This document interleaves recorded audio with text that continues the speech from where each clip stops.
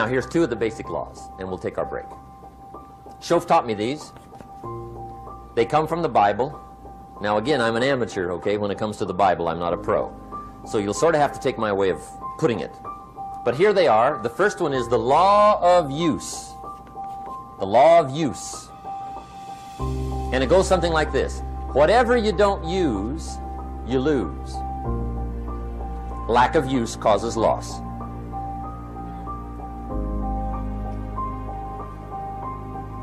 On this planet, maybe not the next one, but on this one, if you tie your arm to your body, leave it there long enough, you'll never use it again. It's over for the arm. Now, it may not be over, but it's over for the arm. The only way to keep the use of this arm is what? Keep using it. If you quit, you lose automatically. They don't bring it up for a vote. You lose automatically when you quit. Now, the same thing that goes for your arm goes for your brain, mentality. The same thing goes for all the human virtues. Ambition, unused, declines. Strong feelings, unused, diminish. It doesn't grow, it diminishes.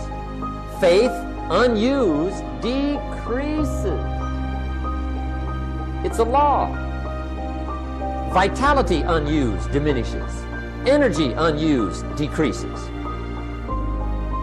The guy says, well, I'm going to save up my energy. You can't do that. That's like trying to save today, put it on the end of the year. See, you can't do that. They'll come take you away. If you don't use today, what? It's lost. The guy says, well, I'll work twice as hard tomorrow to make up for it. See, that's foolish. You could have done that anyway. Today, unused is lost. A talent unused is lost. An ability unused is lost. So here's one of the key expressions of the evening. Take a new inventory of yourself. Starting tomorrow, new project. Take a new inventory.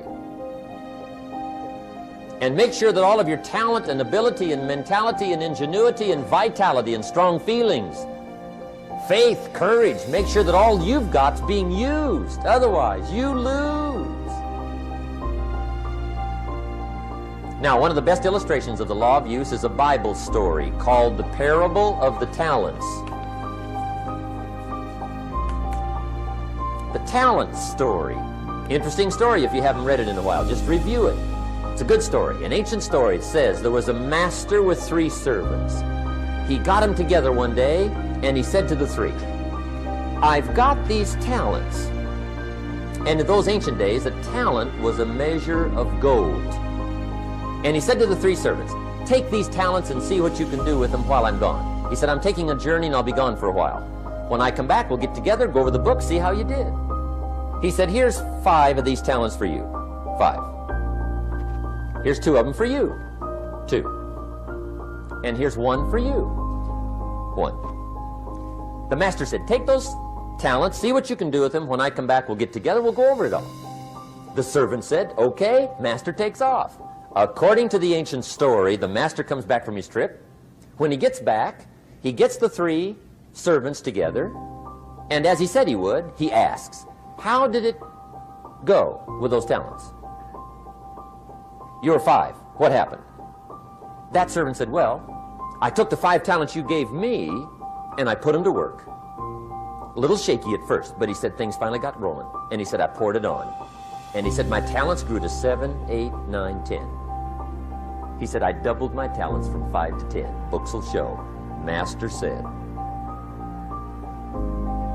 one heck of a job. Or something like that. He said, I gave you 2 talents. What happened? That servant said, about the same thing happened to me. I put those 2 talents to work, poured it on. They grew to 3 and then to 4. He said, I doubled my talents from 2 to 4. Books will show. Master said, well done. He said, I gave you 1 talent. What happened? That servant said, well, I took the talents you gave me, and I carefully wrapped it, and I dug a hole and buried it. And camouflaged it, I suppose, right, so nobody would steal it. And he said, fortunately, nobody got it. And he said, I knew you were going to be here today, so I dug it up. Here it is, safely wrapped. I did not lose it. while you were gone. According to the ancient story, the master said, take that talent away from him and give it to the man that's got 10. Now you might say, well, I don't like that arrangement. The poor guy's only got 1 talent. He's already got 10. It ought to be more even.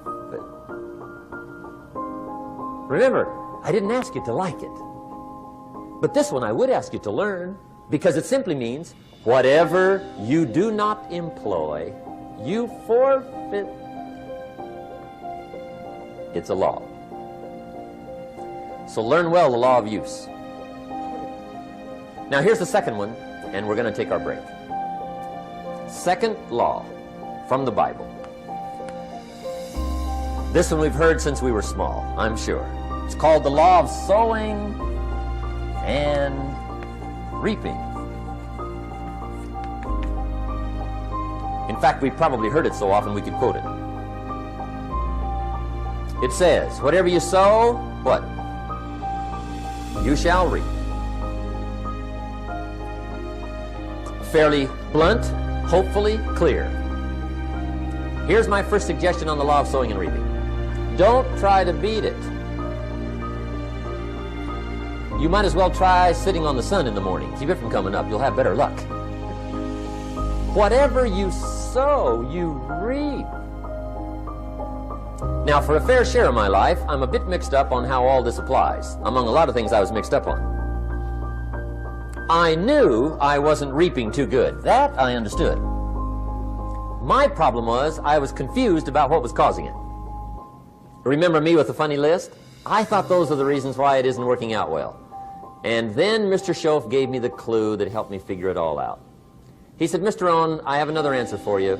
There's another way to quote this law that'll show you where the problem is so you can go to work on it right away. All you need to know is where the problem is, then you can go to work on it. So he quoted me the law another way, and I found out what my problem was. Here's the way you quote the law. Whatever you reap is what you've sown. Now I knew what my problem was. Whatever you reap is what you've sown. If you don't like the crop, who do you look up? Answer, whoever planted it. And where do you find who planted your crop? Answer, in the mirror. What I finally learned to do come fall was to... That's where you go.